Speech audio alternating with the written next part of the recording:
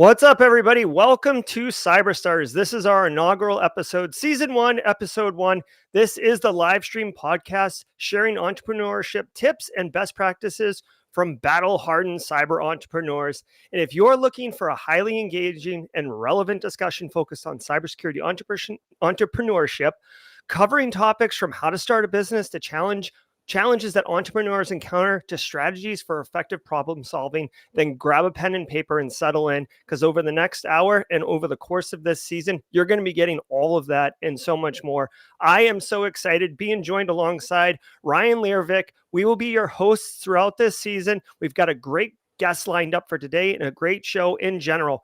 The format of the show, just so we get some formalities out of the way, we will be having opening remarks, and then we'll bring our guest on. He'll be sharing all of his amazing thoughts and best practices and tips.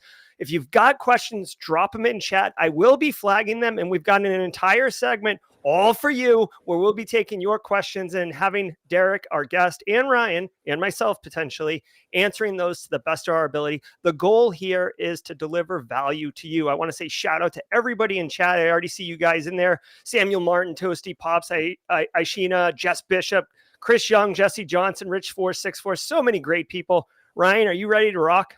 I am ready to rock. Are you ready to rock? I am. So, Ryan, a lot of people are familiar with me and Simply Cyber and the business that I run, but you've been operating in the shadows like some type of puppet master. Can share a little bit about your business so people can frame cyber entrepreneurship from your perspective? Yeah, sure. It actually takes a while to make that flip from like the background into the foreground, right? It takes some getting used to. Me, quite simply, business MBA turned technologist. Turned 10 years cyber warfare, Department of Defense, turned business cyber starter, if you will, in the commercial space. Largely, the pivot for me from government to commercial was because, like, of all the problems we have in commercial. So I went back to my business roots about almost 7 or 8 years ago to start, helping businesses sort of build resiliency, coming from the offensive side. So having those two together was quite helpful with the business side. So what that means here is, one of the questions we get all the time is like, hey, I'm a practitioner. I'm trying to start my own business. Like, what are the fundamental things I need to know? So hopefully this, for those of you that are in that position, this podcast will help you. Yeah, absolutely. And today's episode, just so everybody knows, we're going to have branded episodes. Today's episode is the Grit episode. By the way, Cyberstarters is presented by ACI Learning. Totally pumped to have them as the exclusive sponsor for Season 1 of Cyberstarters. But today is the Grit episode, and Darrick is a perfect guest for the Grit episode. But when we talk about grit and tenacity, Ryan, in cyber entrepreneurship, where's your mind go first? And what's kind of one of the first challenges that you're going to encounter with grit? Oh, the first time things don't go your way or according to plan. And that happens routinely, right? We hear this as like fail fast, right? Or, immediately sort of pivot when you need to. The tenacity to actually do that and stick with it when you don't feel like it is really where, it's a test of a real entrepreneur, right? Like, because no matter what happens, like it's never going to go the way you think it's going to go. And just to be able to recognize that you stick with your fundamental, challenge of what you were trying to solve for or whatever you're trying to do and just keep at it, even in the face of adversity, is really sort of like, grit, right? So to me, that's what comes to mind. I don't know, Jerry, what comes to mind when you hear the word grit? Yeah, I guess when I think of grit, it very much is, like you said, what to do when things don't go your way. Also, when I think of grit, I kind of perceive it slightly a different way. So, we're hard workers. Like most people that are successful at cyber entrepreneurship, they are proactive, they take initiative, they move forward on things. But sometimes things aren't a great idea, right? But you're fleshing it out, you're teasing it out, you're trying it. And I think grit in kind of a peculiar way is understanding when it's time to push in the cards and basically give up on something, right? So like just one thing that comes to mind, I launched a podcast show last year called What's on Your Radar. And I ran it for one season, and I thought it was a cool concept, but it wasn't sticking. It wasn't resonating with the community and stuff. And I ended up pulling it. But like I had put all that effort, all that energy, all that time, marketing, everything into the show. So to make that decision to pull it, it's like, all right, like you've got to be resilient and deal with it, because you're going to take a loss, right? It's like I could take a small loss now or continue to push into it, being, stubborn and obstinate, and then, find out later on that, I've just wasted more money, right? It's kind of that fallacy that gamblers have, where like you've lost X amount of money, but the next big score is going to make it up the next pull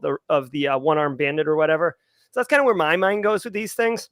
Yeah, and they tie together nicely, because like you recognize that it's time to pivot, right? You still wanted to educate people, still wanted to be out there talking, still wanted to be out there sort of bringing the thoughts to people. That was just the wrong avenue. You recognized it. Instead of putting good money after bad, right? Yeah, You pull back, you pivot, and you keep going. So there's tenacity and grit right there, right?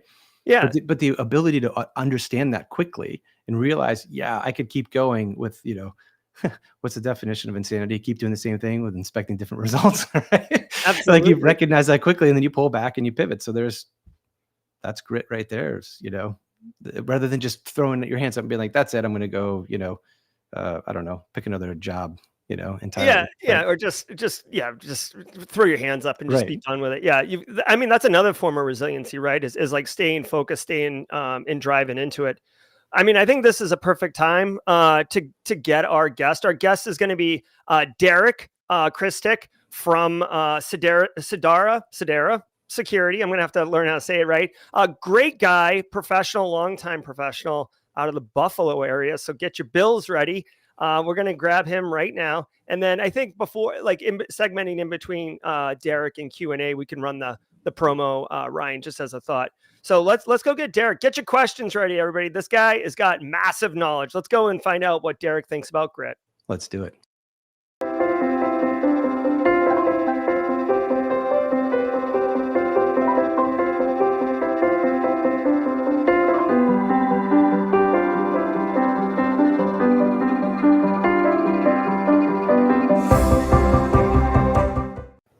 All right. Hey, we're joined by Darrick Kristich. Darrick, what's going on, man? How are you?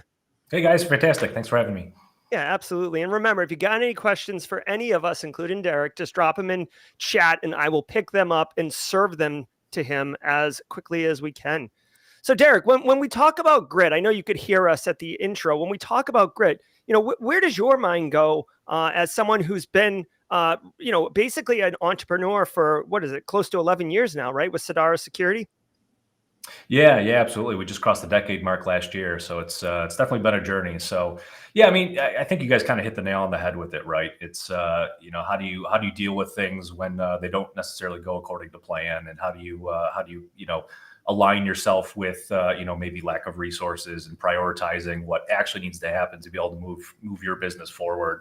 And to be successful, right? I think all of those things really need to come together, and that's some of the things that I think about when we talk about grit and really being able to put you mentioned tenacity, right? It's you got to wear a lot of hats to be able to start off on your own, or depending on how you're getting started.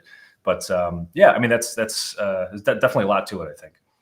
So you're going into your your 11th year. So you've been through your second decade, really, right? Yeah. So you've had 10 years of experience in an industry that, really wasn't much of an industry, a decade ago. So are there certain examples of things that have shown up? Jerry shared one of his. Are there certain examples that have shown up, in the last 10 years that you're like, yeah, I could have easily given up then, but I didn't. Here's what I did. Yeah, absolutely. I mean, giving up was never really part of our thought process. I'll put that out there, and maybe that's part of what makes is part of what helped make us successful. But a lot of things have changed in the last decade. If you go back 10 years, they were, and maybe I'll give you a bit more background, right? So Sidara is primarily started off as a cyber services organization. Right. So we primarily started running 24/7 or really running SOC services and SOC augmentation, building SOCs, onboarding, helping to onboard analysts, build processes, implement technology for organizations. Right. We weren't a product company. Fast forward 10 years, we're really a kind of a blend of that.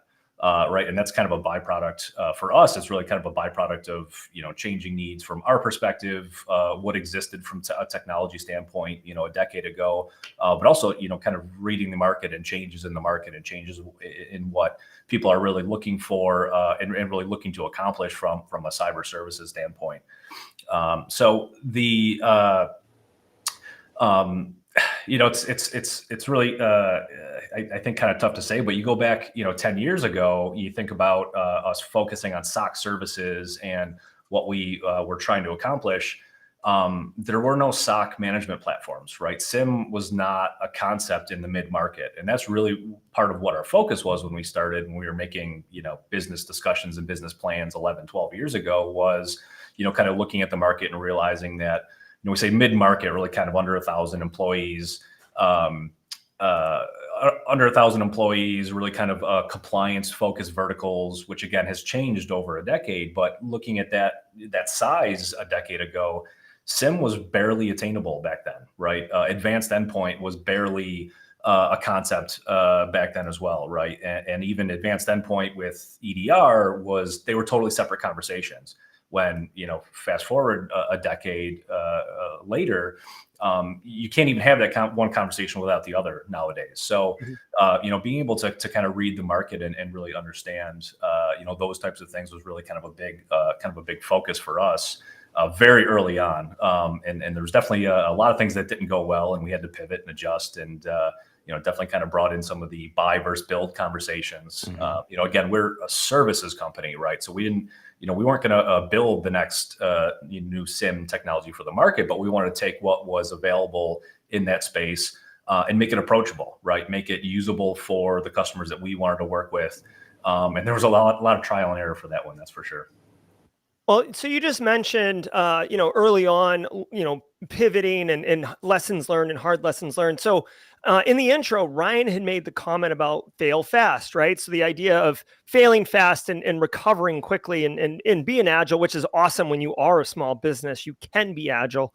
Can you share some examples? Because one of the things we want to provide to the community of interest who's attending today is basically learning from the mistakes of others so they can not make them themselves. So can you share a couple fail fasts basically, and why it failed, and potentially what a lesson learned could be from that experience? Yeah, absolutely. So, I think the best examples I can give from, at least from my experience and from Sidara's kind of roadmap and journey, given that, I'll back up a little bit and say, we're security practitioners, right? None of us were really business people when we started this, right? So we were passionate about what we did. We knew we could very confident in ourselves from a delivery standpoint, from a technology standpoint. One of the things we always said is we could take any product and make it do backflips until you hit the point where you can't succeed in one of the use cases that somebody's trying to accomplish, which was really kind of a big focus for us early on. Is people either overbuying products and then not being able to take advantage of them, or not leveraging the investments that they've already made. And that was really kind of the focus for us from a service delivery standpoint, was to say, all right, you have all the tools, you've made these investments in these types of things, let us actually implement this and build a program around it. It's not just about putting one tool in place and okay, now you got security.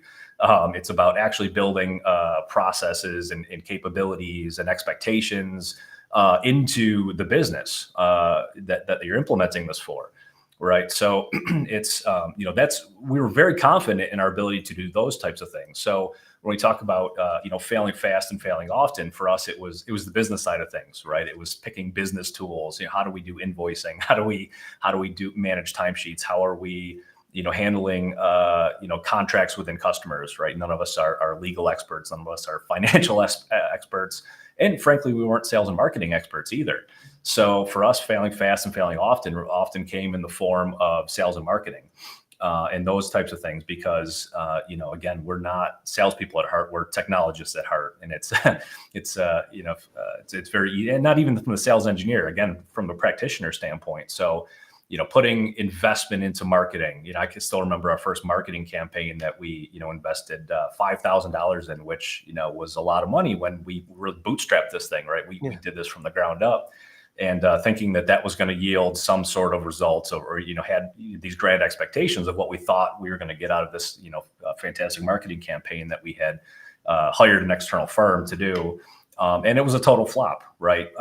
But when you look at those types of things, instead of, in hindsight, now that we lived through those things, you don't need to, there's no magic button for this stuff, right? So failing fast and failing often a lot of times can be in the form of, putting time and effort into something that's relatively low cost, right? You get to test it out or tease out a process and understand if it works or not, right? And that's one of the big things that we really try and carry forward in all things that we think about now is failing fast. And how do we test it in a low cost from financial aspect or from a time and services aspect, if it's and understand what failing actually means, right? If you had these grand expectations for something and you didn't hit them, great, but is there still some positive aspect you can take out of that you can maybe carry forward, or maybe you need to readjust and retry? So that's one of the things that we really, even pushing down into service delivery and the technical capability side, we try and carry forward with what we do today is the fail fast, fail often model, and really just kind of take the things that work and then be able to focus on those. And for us, again, defining what does it mean to work becomes important, because sometimes it's, sometimes you put effort into something, and if you could say, well, I'm only putting a little bit of effort into this, and if it works, the results might not be fantastic, but it totally makes sense for us to continue this process versus, putting say a ton of money into a marketing campaign, or spending a ton of money to go, have a booth at Startup Village at Black Hat, right? Which is fantastic, right? You get a lot of exposure there, but how do you know you're actually going to get out of it what you expect to, right? Are you hitting the right people? Is it your right market? Do you think you're actually going to get some sort of return on an investment there? And if you are, what are the expectations? Yeah, 100%. These are all the subjects I think all the listeners would be interested in, because as a practitioner, these are the things you bump into. It's like you know your technology or your service, right? But you're not necessarily sure how all the business fundamentals that go there. So there's a whole laundry list you mentioned of things that I'm sure everybody would be interested in. But I want to start with one piece that you mentioned, and it kind of starts before that. It's called business strategy, right? Which we don't always think about. But one key piece that I think you teased out there, which is worth discussing, and I think, Jerry, we could probably have a whole show on this, is product or service. And so, and what I mean by that is they're two completely different business models. Either you're serving a client or providing a service, right? Or you're providing a product, right? And maybe we'll have another discussion on this like way down the line. But interesting to hear your thoughts on this, because when you first get started, it feels like you kind of have to choose, right? One or the other, because otherwise you're only selling a product or you're only providing a service, and to try to do both at the same time is like, I don't know, trying to boil the ocean while also like, starting a flamethrower right underwater. It's like you can't really do them both at the same time, which is an awful metaphor. But so your thoughts, like how did you get started and choose a product first, or it sounds like the security side from the SOC side, but how did you get started with that? Yeah, it's a good question, and it's as I mentioned, we've definitely transitioned over the last 10 years as we've grown, as we've as the market has changed, as products have changed in the industry, and again early on, think back a decade ago, as I mentioned, some of these technologies just weren't approachable to mid-market businesses, but there were a handful, right? Even from the business standpoint. The concept of managed security service provider, MSSP, or this whole kind of you can just think about like monthly billing didn't really exist back then for security products. It was your traditional kind of purchase when you wanted to buy a SIM or those types of things. And so for us, I mean, we even had to think about things like that, like how do we bill customers? Can we be flexible even though our vendors don't really hold us? Or aren't really going to give us the flexibility in the market. So for us, it was very much service focused, but it was with the focus of how do we bring this to market, together as a product with a service. Because even though we're not, building the product, that's ultimately, where the market has gone is, people don't want to buy one thing from one vendor and then buy services from someone else, and then, have to buy 3 or 4 other things from different vendors and kind of have all these different pieces and then try and fit them all together to build a comprehensive program. I mentioned SIM and endpoint. Those are just a couple of the basic examples, but you have all sorts of other products that are really required to build a comprehensive program nowadays on top of the services. And do you have an internal CISO or an external CISO? How are you handling red teaming? How are you communicating red teaming to your SIM and endpoint team, right? Like, do they, is this full true black box, or how do you communicate these types of things to make sure you're actually going to be successful when you're building and putting all of these things together? So in our mind, it really wasn't a separation of product versus service, because we kind of saw this path where they were going to come together, and ultimately you're buying an experience, you're buying a program. And for us, that's really kind of why we expanded, as I mentioned, very early on, with just doing SOC services, very technical focused, building SOCs, implementing those types of things. But it didn't take us too long to realize that, we wanted to focus on building the whole cyber program, right? So we started branching out and building a CISO program. So we have a whole team of CISOs, a virtual or fractional, or however you want to, refer to them these days, that are there to help. We focus on compliance-driven verticals. So we have a whole team that's focused on kind of building NIST-based programs or ISO, or whatever the framework is that you want to use, and all these tools and processes and things need to fit into it. So again, it's when you think about it as a program, it's not really product versus service anymore, and that's something we've really kind of continued to think about, even as we've brought our own products to the market. We still look at ourselves as both, right? We have our own products that we built and implemented and we run for services. Some are just part of our SOC services. Some are part of other aspects of how we, kind of deliver and operate internally. I'll give another example, like our SOC management platform. 10 years ago, things like swim lane and alarm aggregation tools and those types of things just didn't exist. Or if they did exist, they were really designed for the Fortune 1000 organizations, where they're bringing all these business units together. They really weren't approachable or cost effective for organizations like us, especially ones that were trying to bootstrap. So we had to build it. So we designed it, we build it, and that's still how we operate our SOC today, is some of this homegrown software.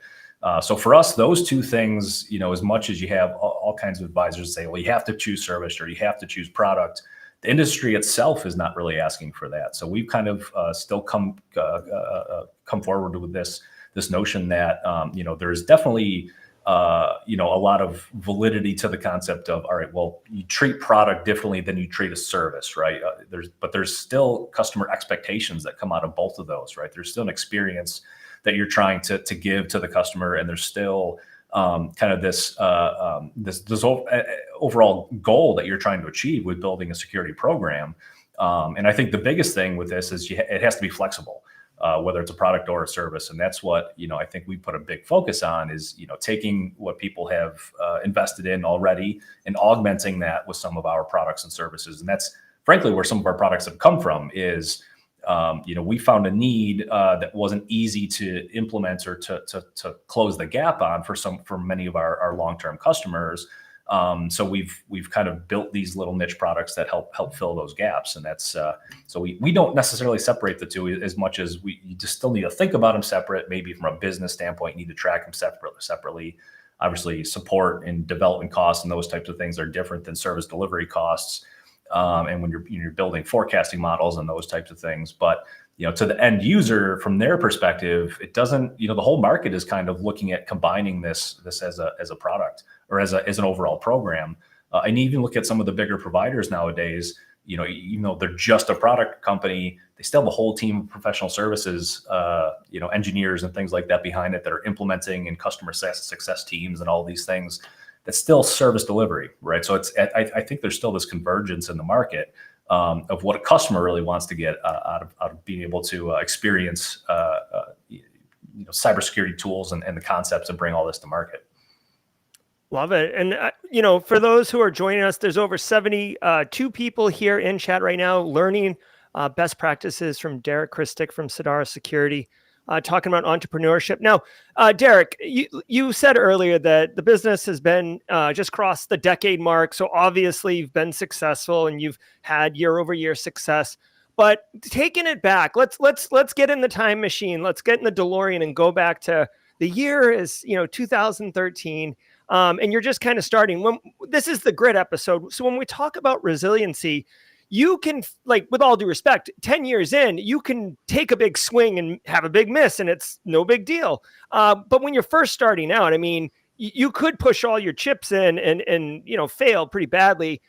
So if you can go back and kind of think, how did, and for those who are thinking about getting into their own business in 2024, what were your thoughts around what service to choose or what product to choose, and how did you come to like choose that and make sure that you would be resilient and be able to be successful?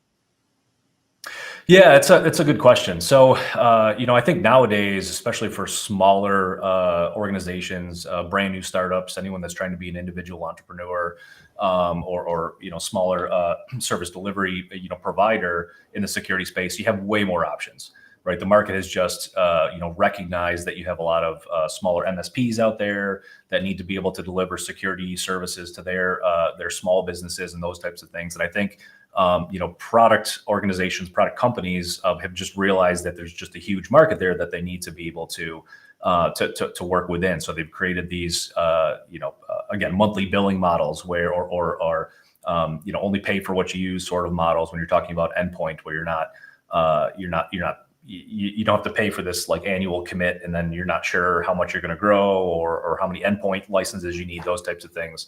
But a decade ago, there really weren't that many options, right? So that was kind of an easy choice for us, and that was just part of our business strategy, and our business plan was picking some of those before we even pulled the trigger on launching Sidara, because if we couldn't do it on paper, then we knew it wasn't going to be possible. So we had talked with a few different vendors, really talked through partnership contracts. And frankly, we had to negotiate a few pieces that were like, look, if you can't work with us on these pieces, then we can't move forward on some of this. And I'll give an example. One of them was, we'll help do implementations for this product, but we want to be part of the professional services pipeline, where you're doing all these implementations. We're going to be experts, and in many cases have much more experience doing this than some of the internal professional services team. Right. So that's kind of one of the negotiations we had made, was like, look, we'll sign on for this partnership for this annual fee, and, we'll sell into this, but, we want to be part of the success of this and help drive your organization and your product higher with our expertise. So, a decade ago, it was there weren't all that many options, but we did have to kind of make some of those decisions very, very early on about how we were going to take them to market. I love it. I do absolutely love it. So we got tons of questions coming into chat. Just straight fire coming from chat. So Darrick, I hope you're ready to take these. We're just going to take a brief break to say thank you to ACI Learning, the sponsor, the exclusive sponsor of CyberStars, and then we're going to do just rapid fire questions from chat for Darrick. I can't wait. Back in 60.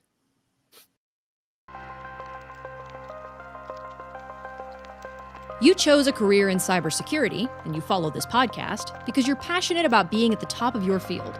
But let's face it, not all training is created equal. Don't settle for boring training that leaves you uninspired.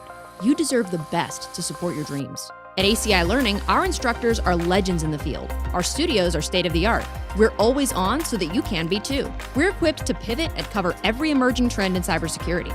Because in this fast-paced industry, you need training that keeps up. But it's not just about the expertise. Our on-demand video training is designed to be actually fun to watch. We believe learning should be exciting, not a chore. We offer training in every major vendor and certification. ACI Learning is on it, so you can be too. And don't just take our word for it. See what others are saying on Trustpilot. Real reviews from real professionals who have experienced our offerings firsthand. Choose ACI Learning, because support for your cybersecurity career deserves nothing but the best.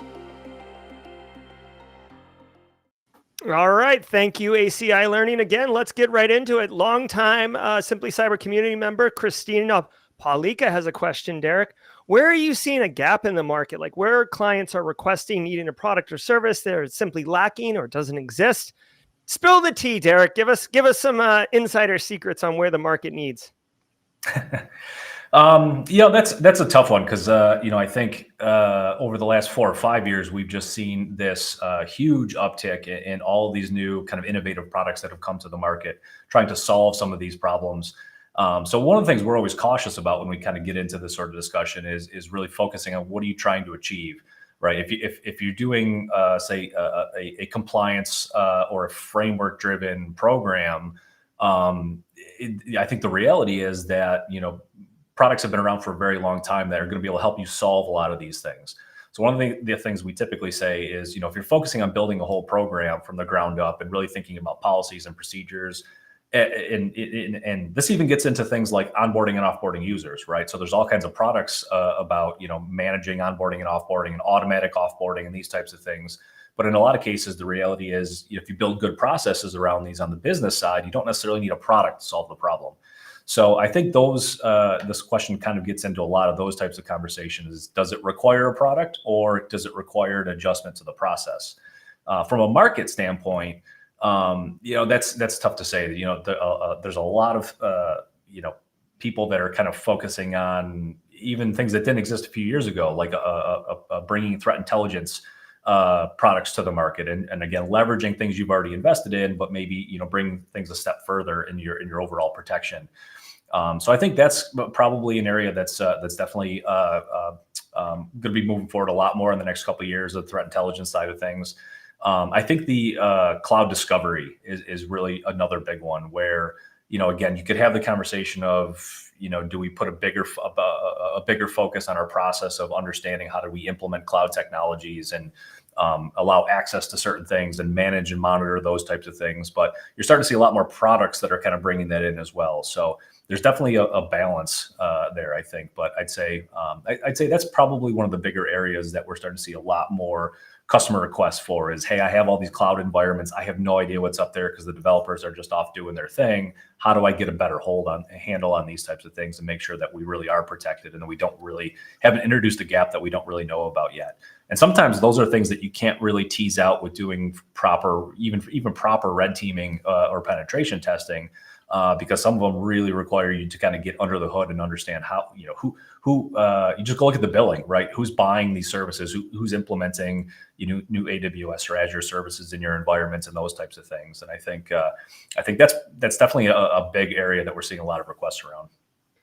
Yeah, and I'd also offer up, and I know it's going to sound crazy, but it is really an acquired skill, is like really active listening. Like if you actively listen, you will hear people talk about their problems. And, they may not say, I'm having trouble with onboarding AWS for my DevOps team, but if they're complaining about workflows and process flows and speed of their product pipeline and stuff like that, like you can tease out like, oh, like I hear you. I hear that problem you're having. It sounds like this. And then, you're basically not guessing what the market is. You're confirming the business need. And then you can have a service or a product that then goes on and serves that need as well. So a lot of people are doing kind of side hustle stuff. I'm going to paraphrase Carrie's message here, but Carrie's got a little bit of side hustle and he's trying to get business, right? Trying to have those conversations, trying to, it sounds like cold call, like in person effectively, and trying to run into some challenges where people are immediately turned off. So from a business development perspective, right, Darrick, kind of keeping it within that grit and resiliency, you've got to have you got to have clients, right? What are your thoughts or suggestions to somebody like Carrie or somebody who's side hustling individually as a solopreneur on business development? Oh yeah, it's a good question and absolutely a super important one when you're trying to build a new business.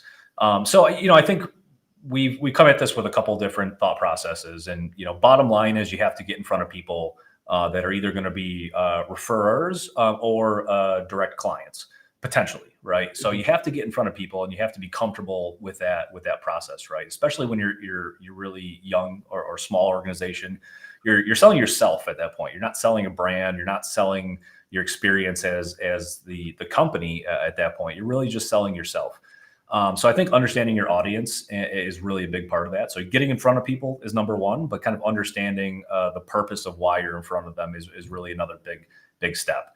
right? If you're at say a sales conference that you paid to be at, whether it's, more informal networking or you're actually there with like a booth or something like that, people expect you to talk about your product and yourself and your capabilities from a sales perspective, right? That's not out of place. But where we see a lot of people struggle, I think, is trying to be very salesy in conversations that you're pulled into just from a business standpoint, where people aren't expecting to be sold to. And I think part of the question was, how do you make sure you don't get pushed out? And I think that's really kind of the big one, right? Is if you're part of the conversation incidentally, the fact that you're there is important, right? You have a seat at the table to have conversation. So it's not a sales conversation at that point until somebody wants it to be. So I think getting in front of people is the number one most important option. You can do that a bunch of different ways, but secondarily, I think knowing your audience and why you're there is probably the second piece to really make those types of conversations successful. Yeah, and Darrick, that seems to be the sticky part, right? The why you're there, and tying into what you answered Christina's question and this one is sort of, what problem are you solving for? So you can get in front of a bunch of people, but the key is, what problem can you help them with?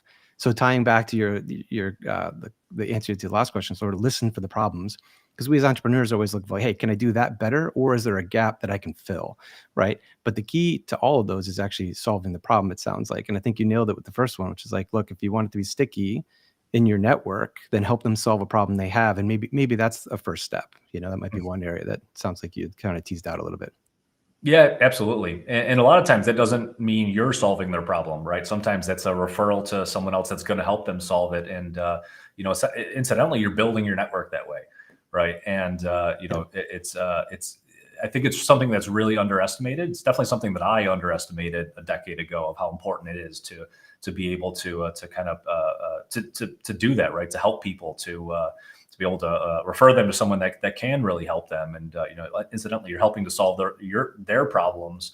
And it will come back eventually, right? As you spend time, tactfully kind of building your network and doing these types of things. Yeah. Be helpful. Yeah. Yeah. It's funny too. I saw this on like a YouTube short, or it definitely wasn't a TikTok because I'm not on that platform, but like I saw this one, and so I'm going to credit it to that. But as far as like identifying opportunities, because you just said something that triggered me.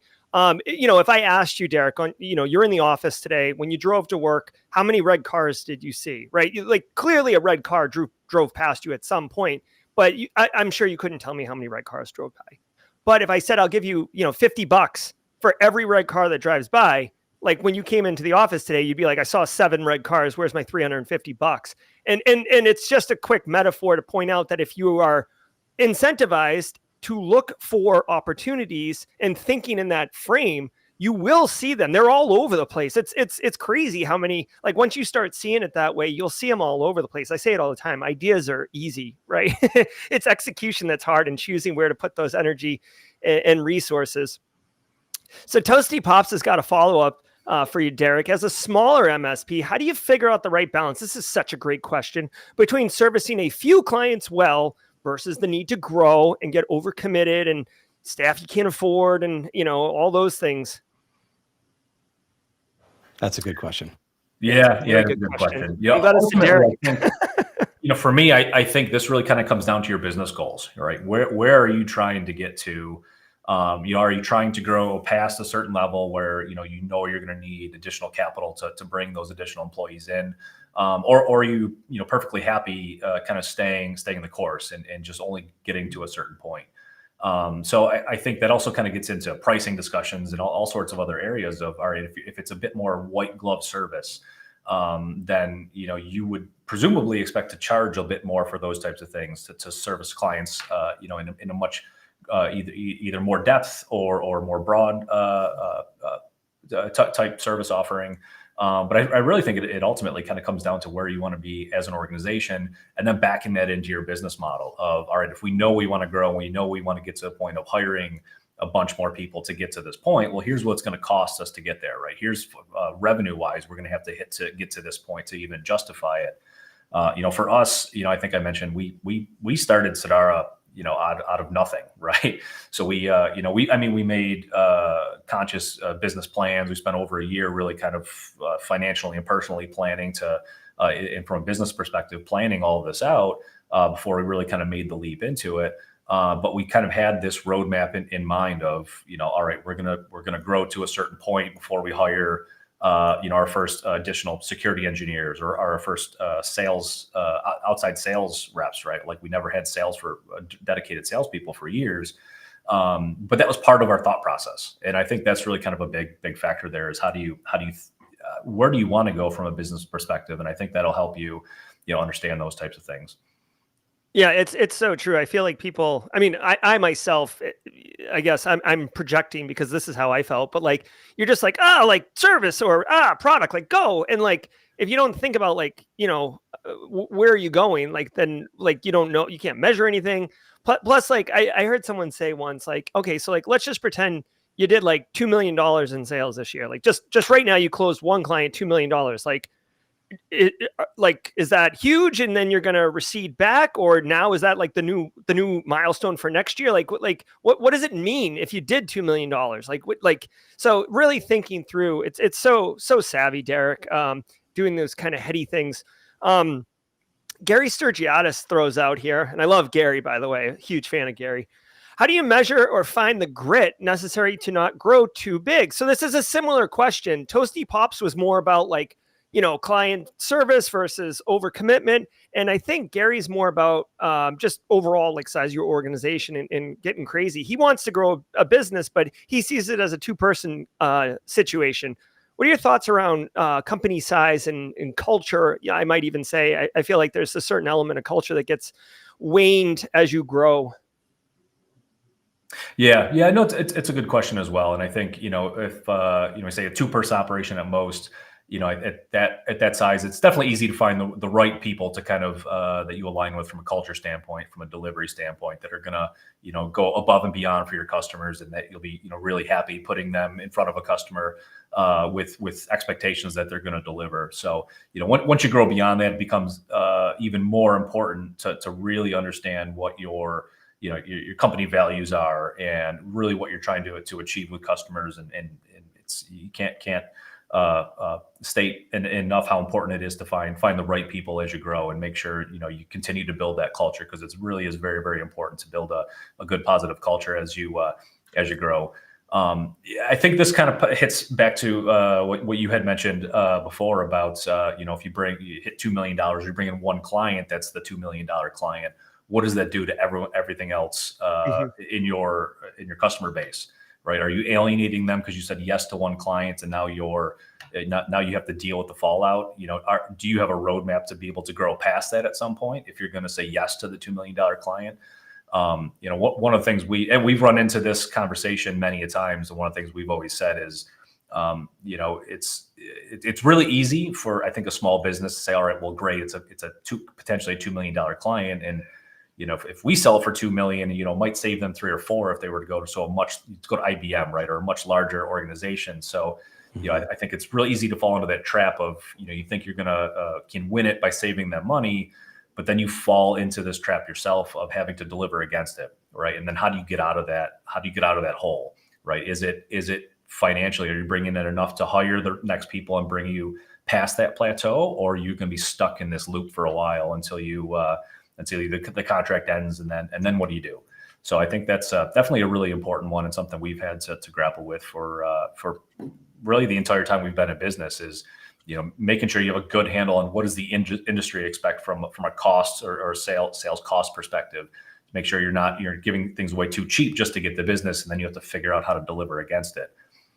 Yeah, and I love that, because you've hit on all the fundamentals, right? So with a 2-person company, what your upside, what your costs are, right? And that's the key with cost control, which sounds like, right? So that's your sort of downside. What the upside looks like, because what you can potentially charge. So it becomes a sort of, the big question, going back to the sort of the first question we had, is like, what's the addressable market, and how do I find the gaps? How do I address them, right?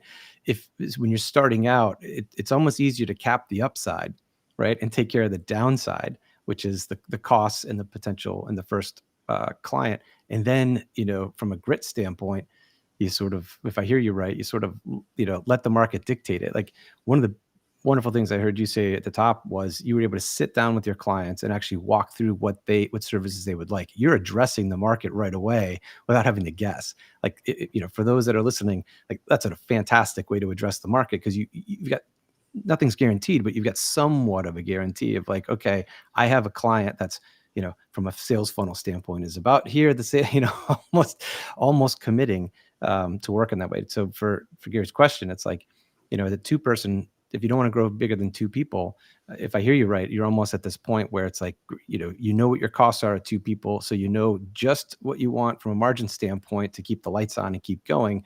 That's kind of a nice way to start. And depending on who your customer is, you can either use one or grow from there. It's more of a cost standpoint. I was going to ask this question a little bit later, but Chris Weaver echoing that this is a great question. So I'm going to push it to the front because the chat demands it.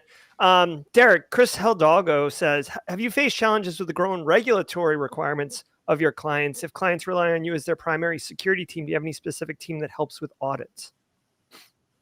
Yeah, it is a good question, and absolutely. And I think I mentioned a bit earlier in the show.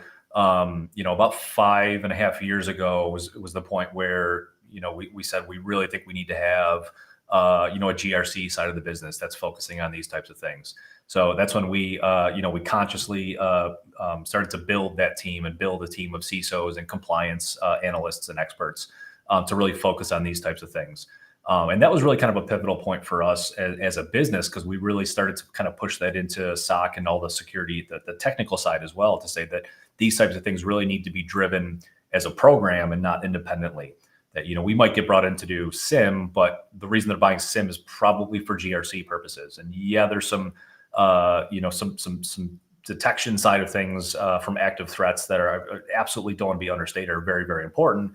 But the other half of that, in almost every case, is some sort of compliance control that needs to be adhered to. I think the good thing from a regulatory standpoint is, no one's really reinventing all of these things. There's new state laws and federal laws that are being applied, and the legal side of it is getting a bit more clear or maybe unclear, and depending on who you talk to and the type of regulation you're looking at. But when they put a new regulation in New York, typically it's not something that's brand new, right? It's still going to align with the NIST or an ISO set of controls, and understanding exactly how it applies to that vertical becomes important. But when you live and breathe that stuff every single day, like our team of folks do, it's usually not a really big lift for them to say, all right, well, now I understand exactly what this regulation is supposed to do and how we're going to implement the controls against it and those types of things. But the other side of that too is and we advise our clients, is have a good legal team as well, right? On the regulatory side, to help make the decisions, or help the business make the legal decisions about some of these pieces, because as much as these are very much focused on compliance and different frameworks and different types of controls, whether how well you meet the control, or if you have an issue, or if something is reportable when you're building processes and policies, right? You have to have someone weigh in on the legal aspect of it as well, right? What is the risk to the business if we do or don't hit this mark? So there's definitely a lot there to unpack. But I think the good news is, a lot of the regulations nationwide and from a state level are starting to, you're getting more and more of them, but they're not really reinventing the wheel, which is a good thing, right? They're getting more refined, right? You have NIST CSF 2.0 that's really getting a lot more specific about prescriptive about how different things will get implemented and those types of things. If you're international, the ISO frameworks, a lot of them are the same sort of thing. So we do a lot of crosswalking between, especially when you get into, defense sector and CMMC and all of the NIST controls that requires, versus a hospital with HIPAA compliance, right? A lot of it's very much the same sort of thing. You might have different terminology for CUI versus PHI and those types of things. But at the end of the day, the goals are pretty much the same, right? So from a practitioner standpoint, I think the good news is, a lot of the programs that we're building are cross-functional against a lot of these different verticals. Yeah, Darrick, fantastic. One follow-up to Chris's question is, are the areas you've found that are helpful to get ahead of some of the compliance and regulations that are coming down? Do you have a quick list of 2 or 3 or 4 areas you go to see if we're going to be providing a service to get ahead of them so that you're ready when they hit? That might be a helpful follow-up to the question. Yeah, that's a good question. So we do a lot with the NIST frameworks. I've mentioned a couple of times, the various versions of it. We most of us came from the aerospace and defense sector, right? So it was 853 and 171 way back when, and I think the industry is really kind of adopting the CSF at this point. But at the end of the day, it's really about the different. It's about staying on top of those things, right? Some of the bigger updates on some of those was, all right, well, you can't use SSL anymore. It's about TLS. Well, great. Okay. It's still the same intent, right? The purpose is still there. So I think there's a lot of, good resources that are kind of out there interpreting the new controls and the updates of those types of things. And a lot of it ends up being, I hate to say, on a state by state basis to, kind of focusing on what individual states are doing. New York has a lot of New York, California, Texas, even Florida just is in discussions about one for education, or there's kind of the mandate out there, but it's not there's still a lot of unknowns about how that's going to be implemented. But at the end of the day, almost all of those come back to a framework. I think staying on top of those and what's happening in the NIST communities and those types of things, even in CMMC in the government space, right? It's a lot of discussion about, is it CSF? Is it one of the 800 frameworks? Is a subset of that? At the end of the day, all the controls are still the same or very, very similar, right? The intent is there. It's about the implications of what does that mean to the business and how they're going to implement these and then manage risk. Because at the end of the day, it's really about managing risk, identifying risk, and then managing risk. Yeah, and we're talking with Darrick Kristich about cyber entrepreneurship and grit, the grit episode. I want to say shout out to all the people watching on LinkedIn as well as YouTube, including my man, Joe Hudson. Good to see him in chat. About 80 people with us right now, getting massive value. We're going to keep going, Darrick, but just I wanted to pause and just let you know that people are like filling up their journals with notes from all the knowledge bombs you're dropping right here, sir. So I want to pivot a little bit because this is a question. Honestly, I'm very transparent with my audience. I want to know the answer to this question. Okay. So when you start out as a new business or whatever, you're wearing like 10 hats, right? Like you're the bookkeeper and the marketing and the sales and client delivery and all these other things. And then you probably start outsourcing them. And at some point, maybe, I don't know, when you hit the decade mark, Sadara Security, you start bringing some things in-house, right? So Will Reed wants to know, like, what's your thought processes on this? How do you navigate when to outsource a service versus having it internally? Are there, is there like a rule of thumb you have, or how do you approach this? And I know this is less about cyber, but this is a cyber entrepreneurship podcast, and we want to make sure that we're addressing all these things. And this right here, that's a real conversation. Great conversation. Yeah, absolutely. Yeah, I think this will be similar to kind of my answer on one of the questions before, in terms of it depends on your business model and where you want to get to, and how much do you want to grow? How many people do you anticipate hiring for the delivery side of things? One of the I think two probably key things that we've always focused on is, one, understand exactly what you need for a process, right? Do it yourself internally and make sure you understand what works and what doesn't for your business, especially on the finance side, right? You can't just throw your finances to an external, bookkeeper and anticipate that you're going to know exactly how to read their reports and what does your bottom line actually look like month after month or quarter after quarter. You really have to get into it and understand these types of things. But how you do invoicing, how do your customers perceive your invoices, right? Are they coming from QuickBooks, or are they coming from, a more enterprise type of invoicing system, right? What does the perception of your customer look like when you're putting these types of things in front of them? So that's one of the big things we've always said is, if this is a customer facing or not, right? That helps you make some of those decisions about, how refined do you want it to look, or how polished do you want it to look in front of a customer. But I think one of the other ones is right, if you're anticipating continuing to grow, if you're going to outsource it, like what's the cost model, right? At what point are you going to hit a cost model where it makes sense to bring it to an internal person? And then what types of capabilities can you combine into a different role?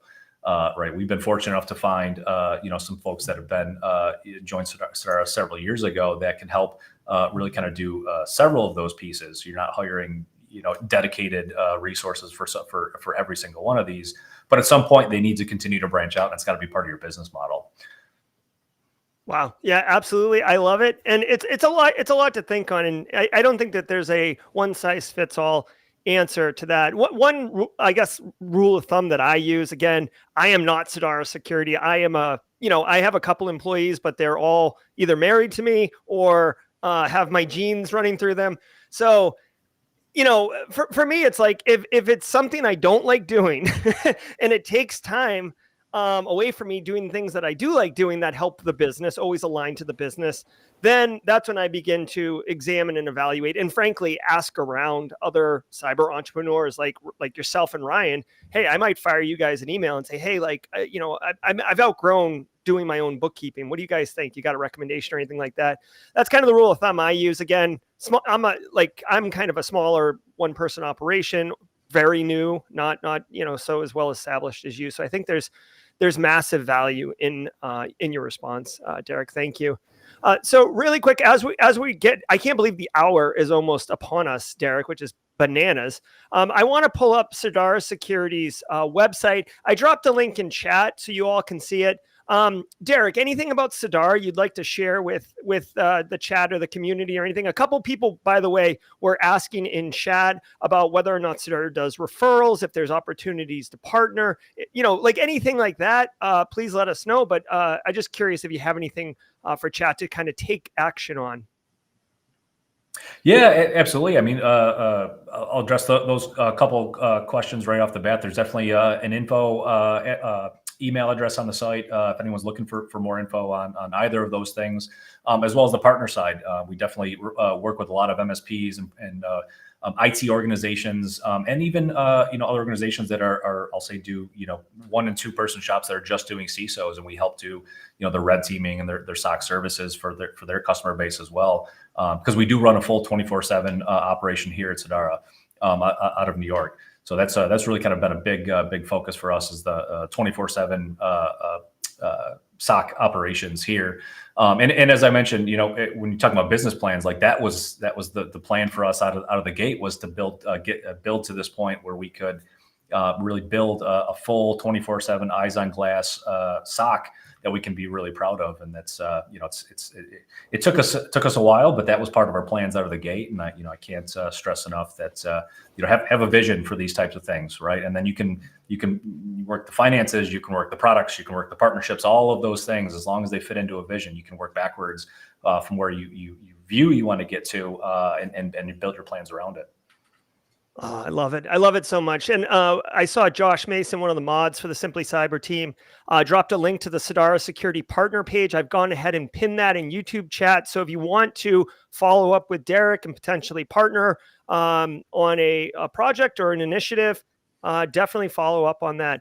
We've been talking with Darrick Kristich from Sidara Security on grit from a cyber entrepreneurship.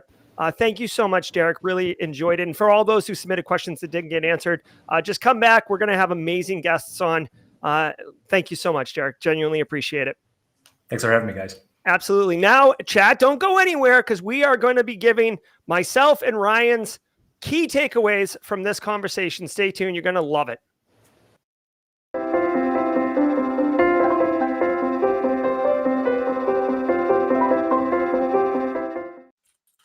Ryan, that was an amazing conversation. Darrick is like a wealth of knowledge. He really is. You can tell when you're in the industry for that long, like how much people can learn from all the different sides of it, right? So some of the key things that I took away was like starting with the strategy, right? He was pretty clear about you can do both product and services if you have a vision for it and if you listen to your customers, right? I thought that was pretty impactful, because we all try to struggle with that when we're getting started. It's like, how does this actually work? It's like, well, if you have a vision for it, you can do both if they complement each other and you have a vision for it, right? I thought that was good. Yeah, and the main key about feedback, just listening to your customers. It's like it's amazing how much we forget that, like when you're addressing your market, no matter how small, it could be one customer to infinite, right? It's like if you're listening to what they're saying and understanding that the problem that you're actually solving for right, then you have a better chance of continuing to solve their problem and staying in business with them. And then when it doesn't work out, with grit, pivot fast, right? That's a big one. But I really love sort of the last question, which was the outsource question, sort of like, hey, when's the right time? And I love what you had to say and what Darrick had to say about, it's a combination of the cost model and the capabilities, combining the capabilities. And then, you'd kind of nailed this one. It's like who you trust to do the work. So yeah, great episode. A lot of good content here. Yeah, for me, my key takeaway, obviously, I'm thinking always through the lens of like me, and like how can I help use this information to level up and better Simply Cyber, and it was really around taking pause, and it's almost like trite or cliche to do a business plan and make sure there's a market there, but like literally. They did a business plan and like sketched it all out on paper before they went live, before they invested $1. And like building a foundation to build a house on. Yeah, it's really cool to just throw a house up and then like, look at me, I'm sitting on a milk crate eating pizza under my new roof. But if it's built on quicksand, guess what, bro? Like that ain't gonna work. So I know it sucks to put in the work and do like the boring stuff up front, but it's so critical to success. And, it's just great to not only hear it, but see it in practice and, basically kind of reinforce that by doing it, you're doing the right things. And there's a reason it is the traditional approved, well-defined, well-worn way of getting things done and having a successful business, frankly. Yeah, 100%. And one of the even bigger values here is they were able to do it with one of their potential customers. So you're getting that immediate feedback. So you're not in this sort of, echo chamber of yourself thinking what the market wants. You're actually working with the client, which was another added step, which if anybody can do that, right, you have your potentially first client right there and you've got a relationship and you're building your network. You can get started with one right away and then you start the ball rolling, right? So that was a really interesting takeaway. I hope you've enjoyed Cyberstars. This is season 1, episode 1. We're going to do 8 episodes per season every Tuesday at 1 p.m. Eastern time. So definitely mark your calendar. I am super excited. I hope you got massive value from the show. Next week's guest is going to be Ben Johnson. He, if I'm not mistaken, is an Olympian, right, Ryan? Basically, yeah. Yeah, like no big deal, like an Olympian. So you're going to want to catch that. Each episode's got a theme. We're going to be delivering massive value. And as always, we're going to be answering all your questions. For Ryan Leirvik, I'm Gerald Auger. I hope you enjoyed the stream, and we'll see you next week for Cyberstarters. See you next time. If you got value from that amazing interview, be sure to check the entire back catalog of Cyberstarters interviews for more tips on launching and the effective business operations for cybersecurity entrepreneurs. You won't want to miss our next episode, I guarantee it. Join the Simply Cyber Discord server at simplycyber.io/Discord to chat with the larger community and be made aware when we go live. We want all your questions answered. Until next time, I'm Jerry for Cyberstarters. Stay secure.